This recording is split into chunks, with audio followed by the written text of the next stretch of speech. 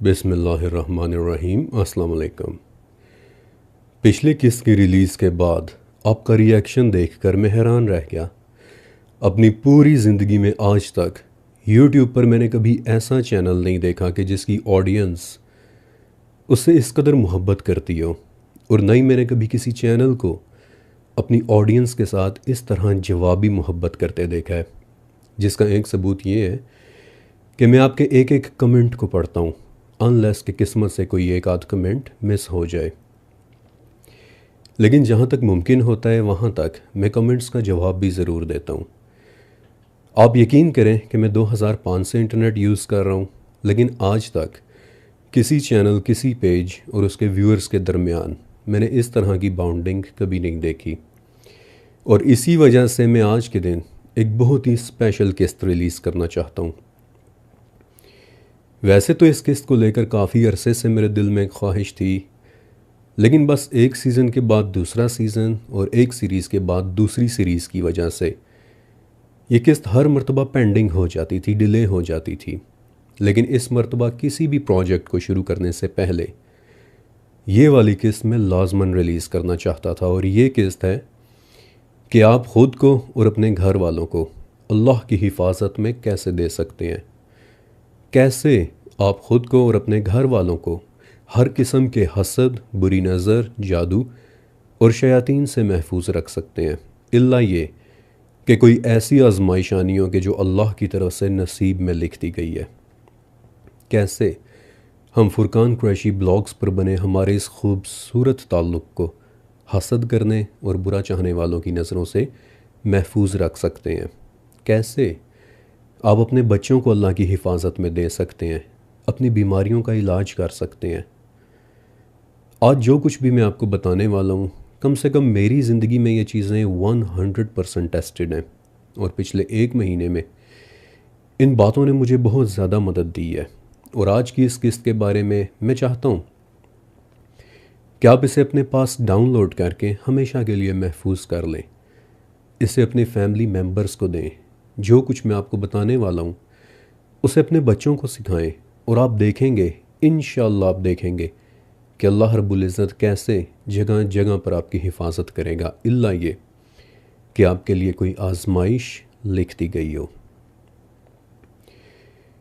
ایک تابعی تھے حضرت وہب ابن منبہ رحمۃ اللہ علیہ۔ تابعی یعنی کہ وہ شخص کہ جس نے ڈائریکٹ صحابہ کرام رضی اللہ تعالیٰ عنہم اجمعین سے اپنی تعلیم حاصل کی ہو۔ اور وہب ابن منبہ نے کس لیول کے صحابہ سے علم حاصل کیا تھا، یہ آپ ان کے نام سن کر پہچان لیں گے۔ حضرت ابو ہریرہ رضی اللہ تعالیٰ عنہ، عبداللہ ابن عباس رضی اللہ تعالیٰ عنہ، انس بن مالک رضی اللہ تعالیٰ عنہ، یعنی کہ وہ ٹاپ کے صحابہ کی جن کی روایات آج ہمیں حدیث کی ٹاپ کی کتابوں میں نظر آتی ہیں۔ اب وہب ابن منبہ کی ایک بات بہت خاص ہے کہ یہ اپنے زمانے کے بہت بڑے اسکالر تھے، اور دین اسلام کا علم تو ان کے پاس تھا ہی، لیکن جو بات بہت زیادہ فیسینیٹنگ ہے وہ یہ کہ وہب ابن منبہ کے پاس قرآن کے علاوہ 92 آسمانی کتابوں اور صحیفوں میں دی گئی معلومات کا بھی علم تھا۔ 92، ہمیں صرف 4 کے نام پتہ ہیں: توریت، زبور، انجیل اور قرآن مجید۔ وہب کہتے تھے، اور ان کا یہ کہنا ہمیں داؤد ابن قیس کے ذریعے پتہ چلتا ہے، کہ میں نے 92 آسمانی کتابوں اور صحیفوں کے متعلق علم سیکھا ہے، اور ان میں سے 72 ایسی ہیں کہ جو آج بھی مختلف عبادت گاہوں، کلیساؤں اور گرجا گھروں میں رکھی ہوئی مل جاتی ہیں، لیکن 92 میں سے 20 کتابیں اتنی نایاب ہیں کہ جن کا شاید کسی کو پتہ بھی نہ ہو کہ وہ آخر ہیں کہاں پر۔ اس بات پر میں زیادہ زور اس لیے دے رہا ہوں کہ وہ 7ویں سینچری عربیہ کا زمانہ تھا۔ اللہ جانے کن کن قدیم عبادت گاہوں میں جا کر ان کے گرد سیٹے ہوئے تہخانوں میں سے ڈھونڈ ڈھونڈ کر وہب ابن منبہ نے وہ ڈیوائن لٹریچر اکٹھا کیا ہوگا۔ آئی وش کہ کبھی میں بھی ان کتابوں کو دیکھ سکتا ہوتا۔ انفیکٹ یہ بات بہت کم لوگ جانتے ہیں کہ اسلامی تاریخ کی سب سے پہلی کتاب اخبار المادیین بھی وہب ابن منبہ رحمۃ اللہ علیہ ہی نے لکھی تھی، اور آج دنیا میں اس کتاب کی صرف ایک کاپی بچی ہے، صرف ایک کاپی، اور وہ بھی اس وقت کسی عرب ملک میں نہیں بلکہ ایک جرمن شہر ہائیڈلبرگ میں موجود ہے، اور اس پر عربی زبان میں تاریخ لکھی ہوئی ہے، سنِ کتابت 228 ہجری۔ اور آئی ہیو بین لکی انف کہ میں نے بھی 1100 سال پرانی اس کتاب کے کچھ اوراق کو پڑھ رکھا ہے۔ اینی اپنے دور کے اس قدر بڑے اسکالر حضرت وہب ابن منبہ کہتے ہیں، اور آپ نے بہت غور سے سننا ہے، کہتے ہیں کہ میں نے قدیم کتابوں میں اللہ کا ایک فرمان لکھا دیکھا ہے کہ مجھے میری عزت کی قسم کہ جو شخص مجھ پر بھروسہ کرے اور مجھے تھام لے تو میں اسے اس کے دشمنوں سے ضرور بچاؤں گا، کیونکہ جب میں کسی کی حفاظت کرنا چاہوں تو زمین و آسمان کی تمام مخلوق مل کر بھی اسے کوئی نقصان نہیں پہنچا سکتی، اور جب میں کسی کو نقصان پہنچانا چاہوں تو زمین و آسمان کی تمام مخلوق مل کر بھی اسے نہیں بچا سکتی۔ انگلش زبان میں کہتے ہیں کہ let that sink in, imagine کریں، اس بات کے پیچھے چھپی عظیم طاقت کو امیجن کریں، اور ایک مرتبہ آپ کو یہ طاقت سمجھ آ گئی تو یہ آپ کو کسی ٹرک کی طرح ہٹ کرے گی، اور آپ کا دل فوراً چاہے گا کہ 1 منٹ سے پہلے آپ خود کو اللہ کی حفاظت میں دے دیں۔ بائی دی ویز ایک چیز کہ میں سمپلی یوں بھی کہہ سکتا تھا کہ وہاب ابن منبہ نے ایسا ایسا کہا ہے، لیکن ان کا مختصر سا تعارف دینے کا مقصد یہ تھا کہ آپ کو تاریخ کے عظیم اسکالرز اور ان کے علم کے متعلق بھی پتہ چلے، اور اس سے آپ کے علم میں بھی اضافہ ہو، جو کہ الٹیمیٹلی آفٹر آل اس چینل کا اولین پرپز ہے، آپ کے ساتھ اپنے علم کو شیئر کرنا۔ اب اس سے پہلے کہ میں آپ کو حفاظت کے متعلق حدیثیں، دعائیں اور ان کا تھوڑا تھوڑا بیک گراؤنڈ بتاؤں، پہلے میں آپ کے ساتھ ایک واقعہ شیئر کرنا چاہتا ہوں۔ ویسے تو یہ واقعہ کچھ دن پہلے میں نے ایک پوسٹ کے اندر لکھا بھی تھا، لیکن پوسٹ کی ریچ بہت کم ہوتی ہے، اور اسے زیادہ سے زیادہ 2-4 ہزار لوگ ہی پڑھتے ہیں، اور ان 2-4 ہزار میں سے بھی کئی لوگ پڑھنا سے صرف اس لیے چھوڑ دیتے ہیں کہ اب اتنا لمبا کون پڑھے گا۔ لیکن ویڈیوز کئی ہزار لوگوں تک آسانی کے ساتھ پہنچ جاتی ہیں، اور چونکہ ویڈیوز کے اندر پھر میں آرٹ ورک بنا کر بھی ایڈ کر دیتا ہوں، اس لیے ان میں ایک طرح کا ویژول انٹرسٹ سا بھی پیدا ہو جاتا ہے۔ یہ واقعہ 12ویں صدی کے ایک بہت بڑی کتاب تاریخ دمشق میں لکھا ہوا ہے، اور تاریخ دمشق کا ذکر آپ اکثر میرے منہ سے سنتے رہتے ہوں گے، کیونکہ میری رائے کے مطابق تاریخ دمشق جیسی کتاب پچھلے 800 سال میں دوبارہ کسی نے نہیں لکھی۔ اس کتاب کی 80 جلدیں ہیں، 80 والیومز، اور یہ بات بذات خود ایک پہیلی ہے کہ حافظ ابن عساکر نے اتنی تھوڑی سی عمر میں تاریخ دمشق جیسی ایک کتاب کس طرح لکھ دی۔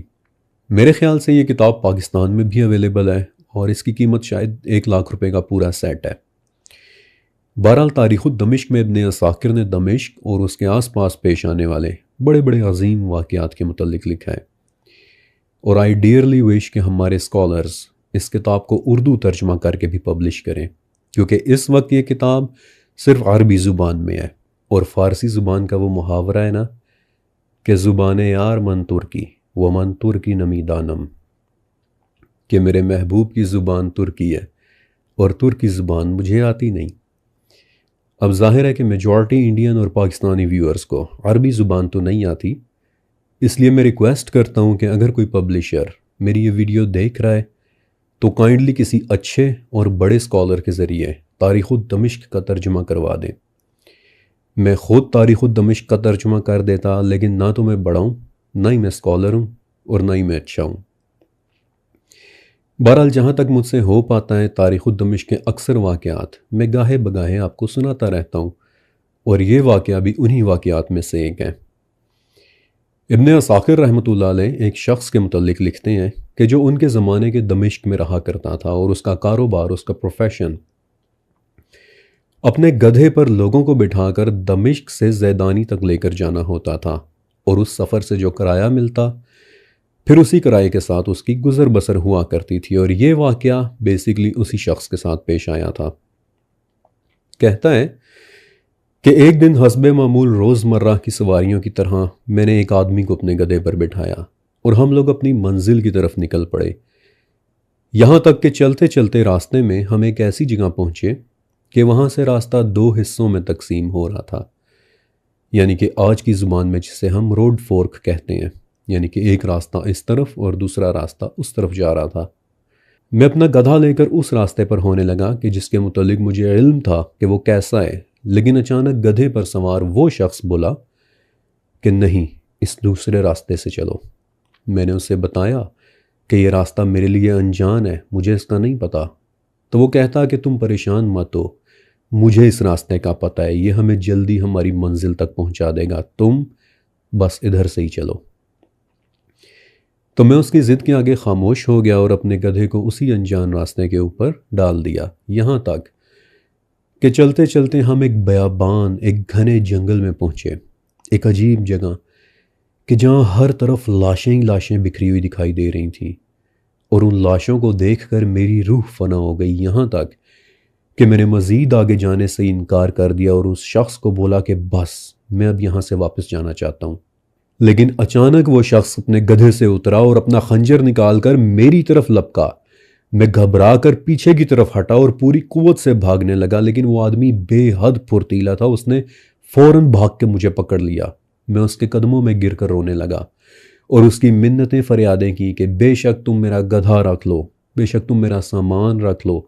میری جیب میں جو پیسے ہیں وہ بھی رکھ لو۔ لیکن اس کے سر پر تو جیسے مجھے قتل کر دینے کا جنون سوار تھا۔ جب میں نے دیکھا کہ یہ کسی صورت میری بات نہیں مان رہا تو مجھے بھی موت اپنی آنکھوں کے سامنے منڈلاتی دکھائی دینے لگی، اور آخر میں نے اس سے درخواست کی کہ اچھا پھر مرنے سے پہلے کم از کم مجھے 2 رکعت نفل ہی پڑھ لینے دو۔ اس بات پر وہ آدمی تل ملا اٹھا، لیکن مجھے جلدی نماز پڑھنے کا کہہ کر خود انتظار کرنے لگا۔ میں نماز کے لیے کھڑا ہوا، لیکن نماز تھی کہ خوف کے مارے میری زبان پر ایک حرف تک نہیں آ رہا تھا۔ قرآن تھا کہ اس کی تلاوت شروع بھی نہیں ہو پا رہی تھی، لیکن نہ جانے کیسے میری زبان پر النمل کی آیات تلاوت ہونا شروع ہو گئیں۔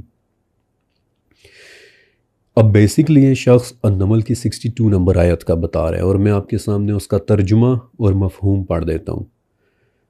کہ کون ہے کہ جو مجبور کی دعا سنتا ہے، کون ہے کہ جو اس کی سختی کو دور کرتا ہے۔ اور یہ شخص کہتا ہے کہ اچانک سے میری آنکھوں کے سامنے جنگل سے بڑے سے سفید گھوڑے پر بیٹھا ایک گھڑ سوار بجلی کی سی تیزی سے بھاگتا ہوا آیا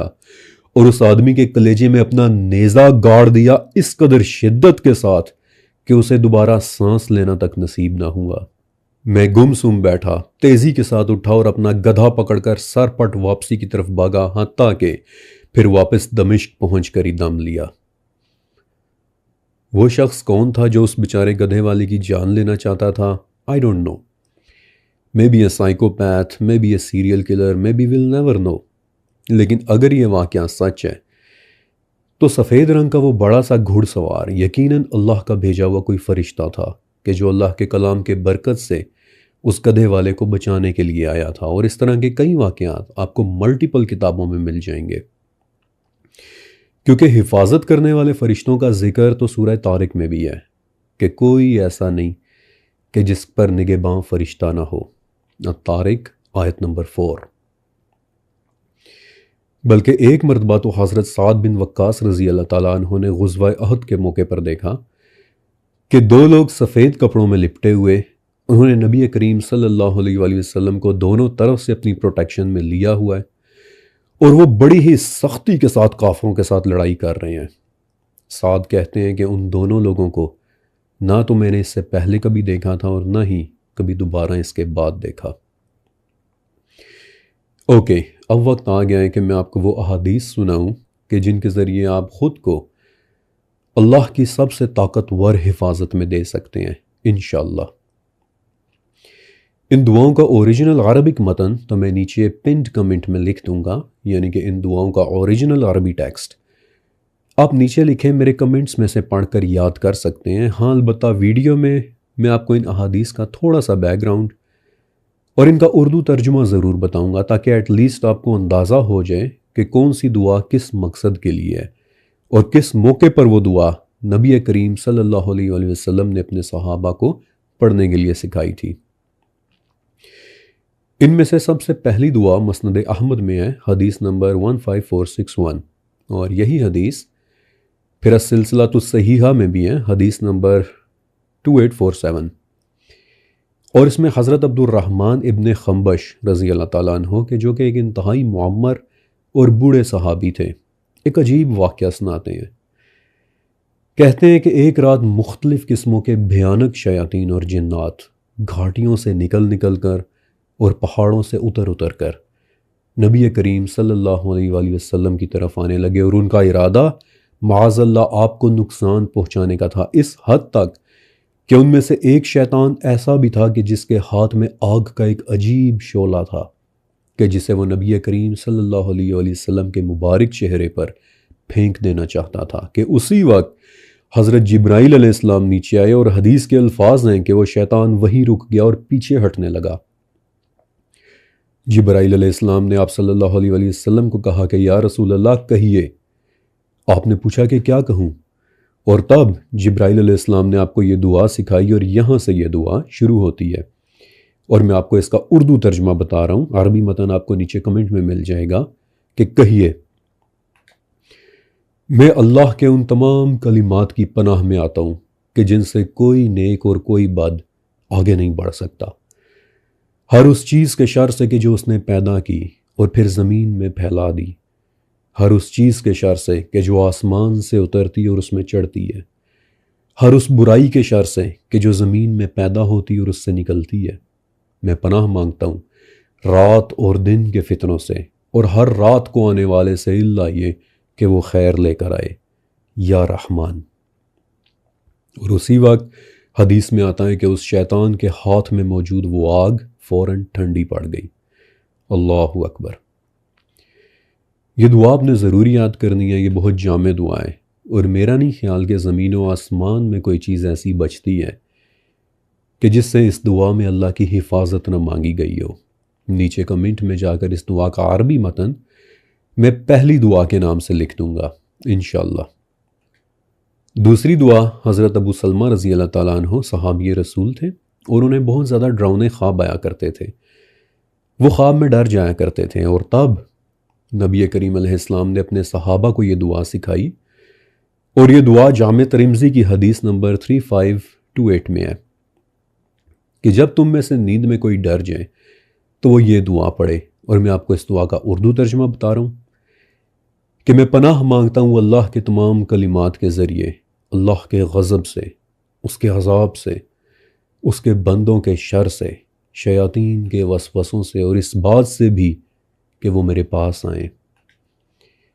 آپ کو یاد ہوگا کہ 40,000 سالوں کے علم سیریز کے اندر جب میں نے 12واں چیپٹر کیا تھا، یعنی کہ وہ چیپٹر کہ جو نائٹ میئرز یعنی کہ ڈراؤنے خوابوں کے متعلق تھا، تو اس میں نے آپ کو ایک بہت ہی خاص شیطان کے متعلق بتایا تھا۔ اب حدیثوں کے ذریعے ہمیں یہ تو پتہ چل جاتا ہے کہ رات کے وقت نیند کے دوران شیطان انسان سے چھیڑ چھاڑ ضرور کرتا ہے، کبھی اس کی گردن پر اپنا ہاتھ رکھتا ہے، کبھی اس کی ناک کے ذریعے اندر گھسنے کی کوشش کرتا ہے۔ ایک حدیث سے ہمیں یہ بھی پتہ چل جاتا ہے کہ بعض اوقات شیطان کسی انسان کی طرف متوجہ ہو کر اسے نیند میں خوف زدہ کرتا ہے۔ آف کورس اٹس ناٹ ابلیس، لیکن ابلیس کے علاوہ بھی شیاطین جنات کی کئی اقسام ہیں، لیکن ایگزیکٹلی یہ کون سی قسم ہے یہ ہمیں ڈائریکٹلی حدیث سے نہیں پتہ چلتا، لیکن اس چیپٹر میں نے بتایا تھا، اور اگر ہو سکے تو ایک مرتبہ آپ اس چیپٹر کو ضرور دیکھیے گا، 40,000 سالوں کے علم سیریز کا 12واں چیپٹر، کیونکہ اس چیپٹر میں نے یہ سب ایکسپلین کیا ہے کہ آخر شیطان نیند ہی میں کیوں انسان کی طرف زیادہ متوجہ ہوتا ہے، اور اس چیپٹر کا ایک چھوٹا سا حصہ میں آپ کو ضرور سنانا چاہتا ہوں۔ 15 سینچری جرمنی میں ایک شخص رہا کرتا تھا، ہائنریخ کریمر۔ ہائنریخ نے پورے یورپ کا سفر کیا صرف اس لیے تاکہ وہ ہر ملک سے جادوگری اور شیطانیات یعنی کہ وچ کرافٹ اور ڈیمونالوجی کے اوپر انفارمیشن اکٹھی کر کے ایک کتاب لکھ سکے، اور یوں 1487 میں ہائنریخ نے اپنی بدنام زمانہ کتاب لکھی، میلیس میلیفیکارم، یعنی کہ دا وچز ہیمر، جادوگرنیوں کا ہتھوڑا، اور پچھلے 1000 سال میں جادوگروں اور شیطانیات کے اوپر اس سے زیادہ ڈیٹیلڈ کتاب ابھی تک میری نظر سے نہیں گزری۔ میرے پاس اس کتاب کا اوریجنل جرمن ورژن ہے، اور اس میں ہائنریخ ایک خاص شیطان کا ذکر کرتا ہے جس کے متعلق یورپ کے کئی لوگوں نے رپورٹ کیا ہے، اور مزے کی بات دیکھیں کہ اس شیطان کا ذکر نام کے ساتھ 4,500 سال پرانی سومیرین ٹیبلٹس میں بھی ہے۔ سومیرینز نے بھی اس کا نام لے کر ذکر کیا تھا، کہ یہ شیطان سوئی ہوئی عورتوں کو پریشان کرتا ہے، اور اس کا نام 5ویں صدی کی ایک اور کتاب دی سیویٹاٹے دے یعنی کہ خدا کا شہر میں بھی ہے۔ اور آف کورس میں آپ کو اس کا نام نہیں بتا رہا، کیونکہ یہاں میں نے آپ کو اس کا نام بتانا ہے اور ادھر آپ سب نے گوگل کھول کر اسے ڈھونڈنے لگ جانے، اور بیسیکلی مجھے اس سے مسئلہ نہیں ہے، لیکن مسئلہ یہ ہے کہ گوگل پر آپ کو اس کے متعلق جو انفارمیشن ملے گی وہ بڑی ڈسٹربنگ قسم کی ہے، وہ کوئی اتنی اچھی انفارمیشن نہیں ہے، اسے پڑھ کر آپ پریشان ہو جائیں گے۔ اینی ہاؤ جن لوگوں نے اس شیطان کو دیکھنا رپورٹ کیا ہے وہ اس کی 2 شکلیں بتاتے ہیں، یعنی کہ اسے 2 صورتوں میں دیکھا جاتا ہے۔ مردوں کو یہ کسی فیمیل کی شکل میں نظر آتا ہے، اور عورتوں کو یہ شیطان مردوں کسی شکل میں بیٹھا دکھائی دیتا ہے، جس سے میں ذاتی طور پر یہ کنکلوڈ کرتا ہوں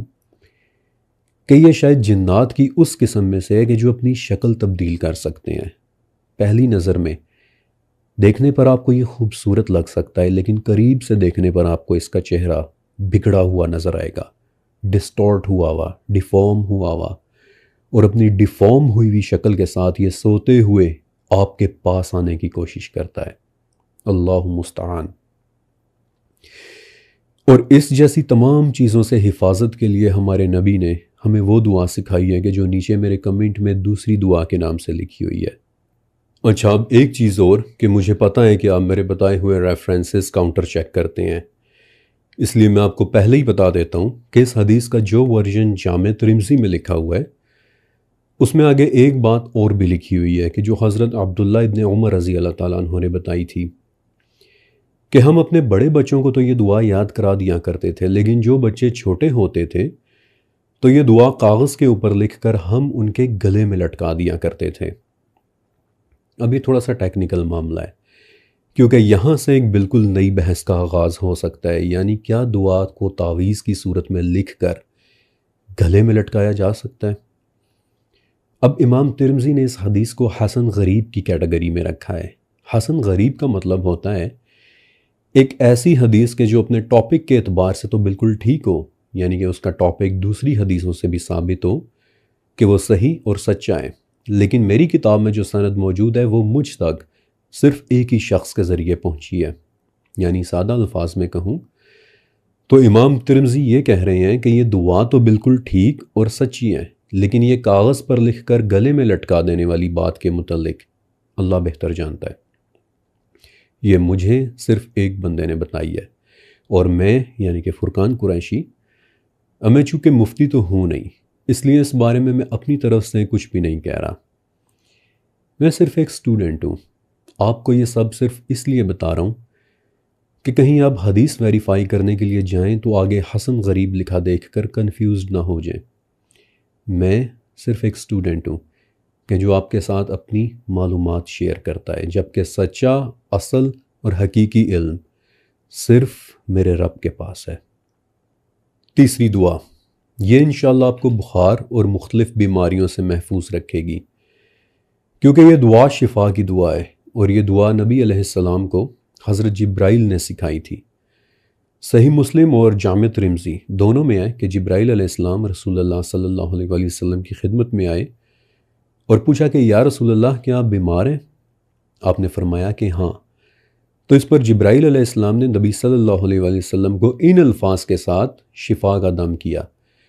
کہ میں آپ کو اللہ کے نام سے دم کرتا ہوں، ہر اس چیز سے کہ جو آپ کو تکلیف دے، ہر حسد کرنے والے کے حسد سے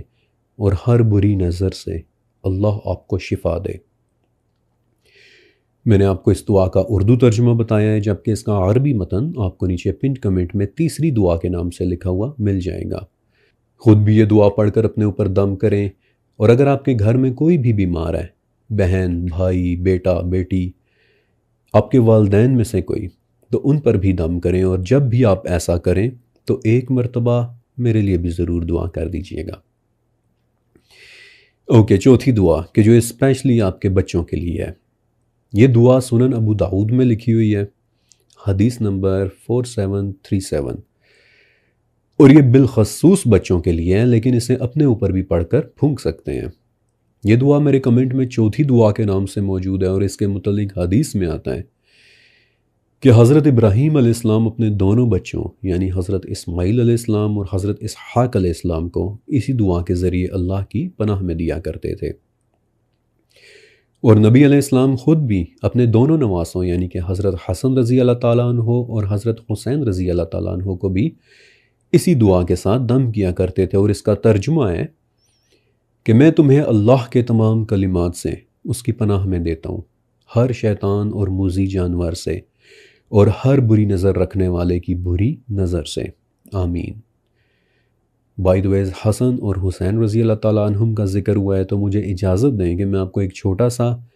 لیکن ایک بہت ہی خوبصورت واقعہ سنا دوں، اور ٹرسٹ می کہ یہ واقعہ سن کر آپ کا دل خوش ہو جائے گا۔ حضرت ابو ہریرہ رضی اللہ تعالیٰ عنہ کہتے ہیں کہ ایک مرتبہ میں نبی کریم صلی اللہ علیہ وآلہ وسلم کے ساتھ باہر کی طرف گیا، لیکن اس دن آپ کچھ خاموش سے تھے، نہ آپ کچھ فرما رہے تھے اور نہ میں زیادہ بول رہا تھا، حتیٰ کہ چلتے چلتے ہم لوگ مدینہ کے بازار تک پہنچ گئے، لیکن وہیں سے آپ علیہ السلام اچانک واپس مڑے اور حضرت فاطمہ رضی اللہ تعالیٰ عنہ کے گھر کی طرف چل دی، اور گھر میں داخل ہو کر اونچی آواز میں بولا، اسم لکاؤ اسم لکاؤ۔ اب ان دو الفاظ کا اردو میں ایگزیکٹ ترجمہ ناممکن ہے، ان میں موجود محبت کو صرف پرانی عربی بولنے والا ایک شخص ہی محسوس کر سکتا ہے، لیکن اردو میں ان الفاظ کا قریب ترین ترجمہ ہوگا، کہاں ہے وہ چھوٹو، کہاں ہے وہ چھوٹو۔ اور ابو ہریرہ کہتے ہیں کہ تھوڑی دیر گزری تھی کہ فاطمہ رضی اللہ تعالیٰ عنہ حضرت حسن رضی اللہ تعالیٰ عنہ کو نہلائے دھلائے، صاف کپڑے پہنائے، خوشبو لگائے ہوئے لے کر آئیں، اور حسن بھاگ کر اپنے نانا کے گلے لگ گئے، اور تب آپ علیہ السلام نے فرمایا کہ اے اللہ، میں اس سے بہت محبت کرتا ہوں، تو بھی اس سے محبت فرما، اور جو اس سے محبت کرے تو اس سے بھی محبت فرمانا۔ Imagine that. یہ پوری حدیث صحیح مسلم میں ہے، فی الکتاب مناقب الصحابہ، فی الباب من فضائل الحسن والحسین، والیوم 6 پیج نمبر 102۔ اور اسے آپ کے ساتھ شیئر کرنے کا مقصد آپ کو ہمارے دین کے متعلق وہ نایاب علم دینا ہے کہ جسے کوئی بتاتا ہی نہیں ہے۔ یہی ابو ہریرہ تھے اور یہی حضرت حسن تھے آپ علیہ السلام کے پاس بیٹھے ہوئے کہ آپ علیہ السلام نے حسن رضی اللہ تعالیٰ عنہ کا بوسہ لیا، جیسا کہ ہم چھوٹے بچوں کو پیار کرتے ہیں۔ تو اس وقت ایک اور صحابی اقرا بن حابس رضی اللہ تعالیٰ عنہ بھی آپ علیہ السلام کے پاس بیٹھے ہوئے تھے، تو وہ کہتے ہیں کہ یا رسول اللہ، آپ کو پتہ ہے میرے 10 بچے ہیں، لیکن آج تک میں نے ان میں سے کسی ایک کا بھی بوسہ نہیں لیا۔ اب واللہ عالم اقرا اس بات سے شاید یہ ثابت کرنا چاہ رہے ہوں کہ ان کا دل کتنا مضبوط ہے، لیکن دیکھیں کہ آگے سے نبی علیہ السلام نے کیا فرمایا کہ اقرا، جو لوگوں پر رحم نہیں کرتا آگے سے اس پر بھی رحم نہیں کیا جاتا۔ یہ حدیث سنن ابو داؤد میں ہے 5218، اور یہی اقرا بن حابس تمیمی ایکچولی وہی صحابی ہیں کہ جب نبی علیہ السلام خطبہ دے رہے تھے اور آپ نے فرمایا کہ اللہ نے تم پر حج فرض کر دیا ہے، تو وہ بڑا مشہور واقعہ ہے، اور آپ نے یقیناً سنا ہی ہوگا کہ ایک شخص نے پوچھا کہ یا رسول اللہ، کیا ہر سال فرض کیا ہے؟ تو وہ شخص یہی اقرا بن حابس تمیمی تھے، اور ان کے اس سوال پر آپ صلی اللہ علیہ وآلہ وسلم خاموش رہے، لیکن بعد میں کہا کہ اقرا، اگر میں ہاں کہہ دیتا تو پھر واقعی ہر سال کے لیے حج واجب ہو جاتا۔ یہاں پہنچ کر ہماری آج کی یہ قسط کمپلیٹ ہوتی ہے، اور میری دل سے خواہش ہے کہ آج آپ نے اس سے بہت کچھ سیکھا ہوگا۔ آج تک میں نے اپنے چینل پر 115 ویڈیوز اپلوڈ کی ہیں، لیکن کبھی میں نے آپ کو یہ نہیں کہا کہ شیئر کریں، سبسکرائب کریں وغیرہ وغیرہ، کیونکہ ان چیزوں نے کبھی مجھے اٹریکٹ نہیں کیا۔ لیکن یہ وہ واحد ویڈیو ہے جس کے متعلق میں آپ کو ضرور کہوں گا، آپ کو ریکمینڈ کروں گا کہ اسے لائک بھی کریں اور اسے اپنے بہن بھائیوں اور اپنے فیملی ممبرز کے ساتھ شیئر بھی کریں، تاکہ یہ دعائیں اور یہ امیزنگ واقعات زیادہ سے زیادہ لوگوں تک پہنچ سکیں۔ اور انشاءاللہ اب آپ نیچے پنڈ کمنٹ میں جا کر وہ دعائیں پڑھیں، خود پر دم کریں، میرے لیے دعا کریں، ہمارے اس چینل اور ہمارے درمیان موجود محبت کی حفاظت کی دعائیں کریں، اور باقی سب کے ساتھ ضرور شیئر کریں۔ اللہ حافظ۔